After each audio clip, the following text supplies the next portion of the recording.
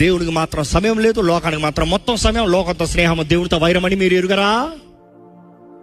ఈరోజు మనుషుడు ఎంతో దౌర్భాగ్య స్థితికి వెళ్తూ దేవుడు అంటే విలువే లేని జీవితాలు. ఈరోజు మనుషుడికి దేవుని సన్నిధిలో వచ్చేటప్పుడు కూడా గర్విస్తే, ఎంతో మంది ఆలయాల్లో ఏమి అలాంటి మీటింగ్లు ఏంటి, దేవుడి సన్నిధిలోకి వచ్చానంటాడు, ఇంకా ఫోన్ పట్టుకునే కూర్చొని అంటాడు. శాపం కాకుండా ఆశీర్వాదం ఉంటుందా? దేవుని ముందు వెళ్ళు, ప్రైమ్ మినిస్టర్ ముందుకు వెళ్ళు. ప్రైమ్ మినిస్టర్ అక్కడ మీ ఊరు ఎమ్మెల్యే దగ్గరికి వెళ్ళు. మీ ఎమ్మెల్యే మాట్లాడుతూ ఉంటే ఫోన్ పట్టుకుని కూర్చో. దేవుని దగ్గరికి వచ్చానంటాడు. ఇదే దేవుడు.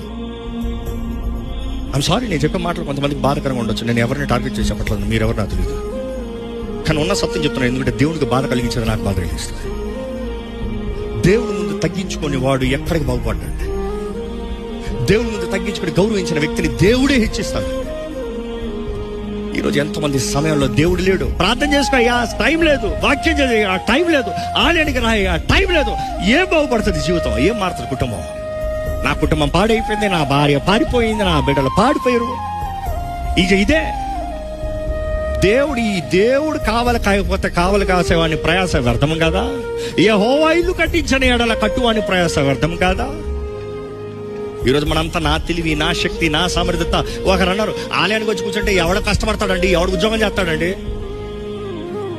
నువ్వు 10 గంటల లోకంలో ప్రయాసపడేదానికన్నా దేవుని సమయం దేవుని దగ్గర పెట్టి నువ్వు కష్టపడి చూడు. ఇస్సాకు కోసినట్టు 100 రెట్ల ఫలం చూస్తావు.